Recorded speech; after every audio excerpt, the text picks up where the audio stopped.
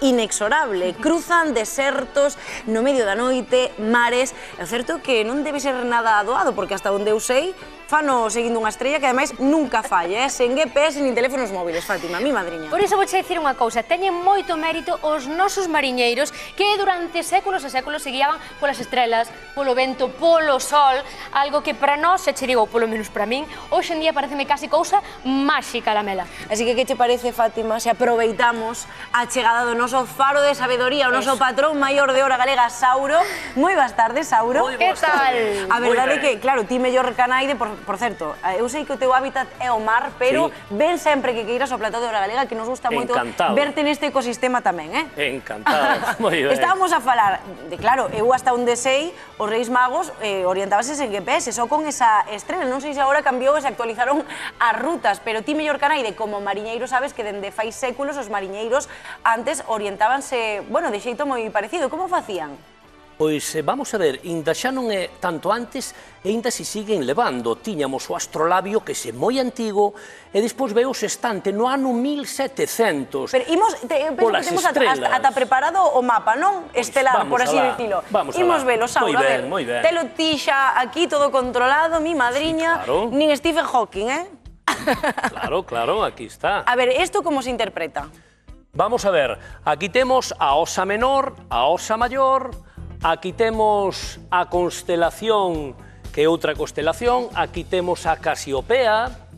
Entón, a ver, ímonos poñer así, mira, fíxate, Sauro. Moi ben, moi ben, moi ben. Perfecto, así vémonos perfectamente. Entón, nos, da Osa Menor, a última estreliña é a Osa Polar, Polaris. Entón, nos, con noso sextante, o que facemos é baixar o astro, nese caso, hasta o horizonte, e aí situamos e sacamos unha lectura.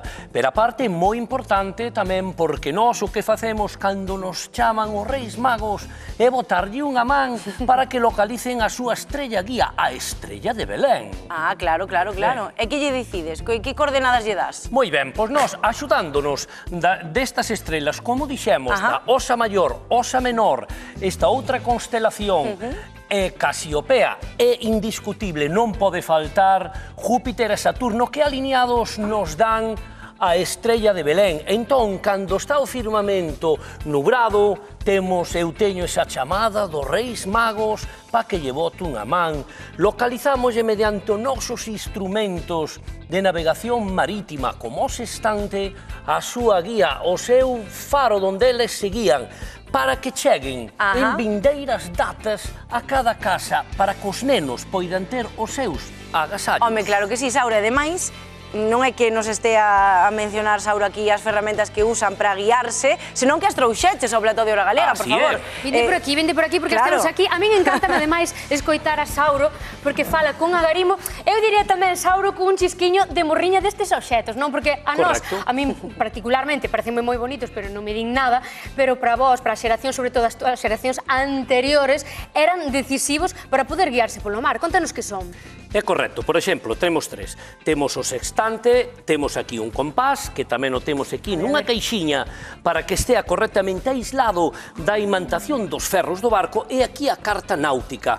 O sextante, este que temos aquí... Sextante, se di. Sextante, funciona dicir, explicar que a día de hoxe, imaginadevos, que a veces pasa, falla o que as cartas náuticas electrónicas, fallan os satélites, que será este obrigatorio levar todavía nos barcos, o sextante tamén, e isto tamén, sin isto non deixan sair ao mar. Iso non levades hoxe en día. Son como ferramentas de emerxencia. Correcto, imaginadevos que falla todo, como se orienta un mercante, un barco militar, un pesqueiro lexos. Como funciona o sextante, que é o cal eu utilizo para buscar esa estrella guía dos Reis Magos para que non lle falte ese agasallo aos rapaces.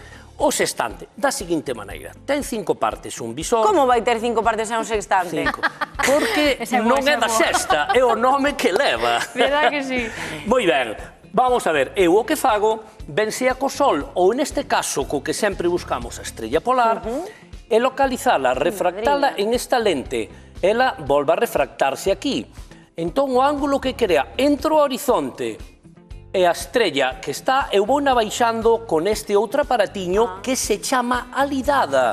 vou movendo a alidada hasta que coincida o que é a estrela ou o sol, calquera dos dous que utilizara de noite ou de día nese caso, hasta que co horizonte estea rozando, tanxenteando. Entón eu aquí, en isto que se chama limbo, alcanzo unha medición. Con esa medición, mediante uns cálculos xeométricos, uns almanaques náuticos e a hora exacta, alcanzo o que se chama latitude e longitude, que eu lle traspaso os Reis Magos para que cheguen a ese nenos agasallos da estrela guía deles. Pero mi madriña, hai que facer un máster, Eu quedo parva, xa che digo. Para usar o sextante hai que facer un máster. Bueno, abreviei moito, porque ainda non falei... Todo isto en movimento. Abreviei moito, Que máis ferramentas temos por aquí?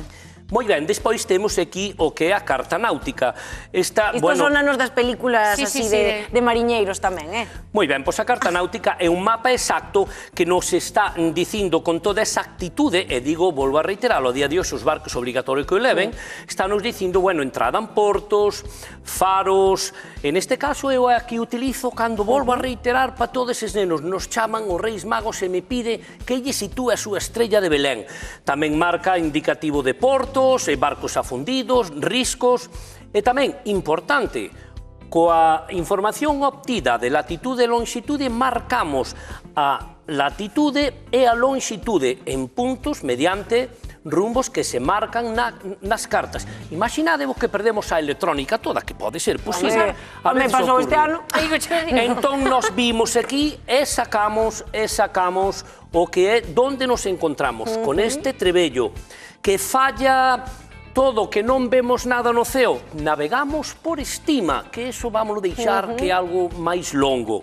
Moi ben. Temos o compás tamén, non? E despois temos o compás, que é moi parecido a unha brúxula, son certamente parecidos, pero non é o mismo. O compás está marcando sempre o norte magnético. Magnético, existe un norte magnético. Claro. Bueno, vamos a dicilo así para que nos entendan, donde hai moito magnetismo nunha parte da Terra que hai, pois iso está sempre aí marcando.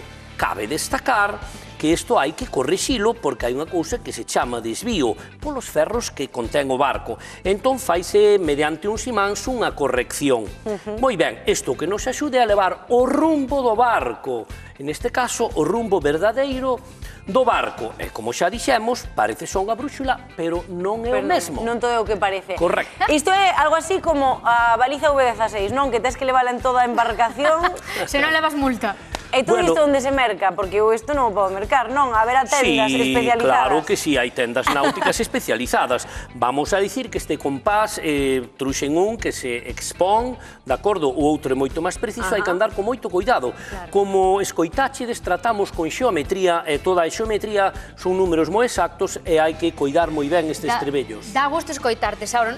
Poderíamos estar aquí toda a tarde, pero dixeches algo que nos vai interesar moito para o día no que estamos. Dixeches que ti tiñas aí un man a man cos Reis Magos, coas súas majestades, e aquí, na Hora Galega, sabes o que fixemos? Fomos a falar cos cativos e cas cativas e trasladarnos algunhas preguntas para eles. Como non nos foi posible contactalos porque están algo liados, ti crees que ti poderás contestar con eles porque ti coñécelos? Home, claro, e teño ese contacto para guiálos ás túa estrella de Belén. Vale, iso é importantísimo, así que se che parece vamos a escoitar as preguntas dos cativos e ti logo respondes. A ver. Moi ben. A maxia que tedes é infinita? Bueno, é unha gran pregunta. Coidado a pregunta esa inocente. A maxia non é infinita e vou explicar o porqué. Porque se fora infinita e pudéramos pedir o que quixéramos, non habría para todos. Entón, hai que conformarse a repartir para todos os nenos de todos os fogares e por iso a maxia non é infinita. Dende logo que si, Sauro. E ti que pedías de neno aos Reis Magos? Bueno, vamos a ver, eu pedía daquela o Mazinger Z, non vos acorda? Home, como non Puños vou acordar? fora, Afrodita e os cochiños e os camións éramos moi felices e un lotiño de canicas. Un lotiño de canicas. Sí, e agora segues pedindo Mazinger Z? Bueno, ahora gústame velo e telo ali, no fogar, está na vitrina, está na vitrina. Di que sí. Está na vitrina. Pois moitísimas grazas, Sauro, por estar sempre con nos aquí no Hora Galega, dándonos unha información, unhas claves tan importantes e, ademais, contadas nun xeito tan máxico. Agardámoste sempre que queiras aquí. O prazer é meu e acordade, nenos, vamos a guiar ben para que cheguen a Estrella Belén os Reis Magos. Dende logo que sí, porque xa só queda un día para que todos nos vayamos á cama pensando no que vamos a topar o día seguinte baixo a árbore do Nadal. E dende logo se hai algo que cambiou durante as últimas décadas é que, por exemplo, os nosos avós só podían soñar cun detalle, mesmo moitas veces artesán, e hoxe en día os seus netos, vamos, é que nadan en agasallos.